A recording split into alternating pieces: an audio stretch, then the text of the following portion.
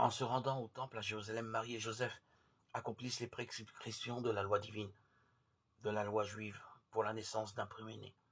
Dans la tradition juive, le Père consacrait au Seigneur son Fils premier-né par une offrande en souvenir de la libération d'Israël de la servitude d'Égypte. Par ailleurs, la loi déclarait toute femme israélite impure après un enfantement.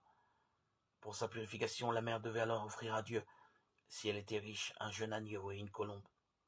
Des pauvres comme Marie et Joseph, la loi exigeait 2 colombes ou tourterelles. Une fois encore, la nécessaire observance de la loi va conduire les parents de Jésus à entrevoir la radicale nouveauté de l'alliance que leur fils vient accomplir. Ils rencontrent 2 vieillards, Simon et la prophétesse Anne, qui représentent l'ancienne alliance. En quelque sorte, comme le feraient des grands-parents qui transmettent un relais, ceux-ci accompagnent Jésus, Marie et Joseph au seuil de la nouvelle alliance. Simon accomplit 2 gestes envers eux. Il bénit les parents et il reçoit l'enfant dans ses bras.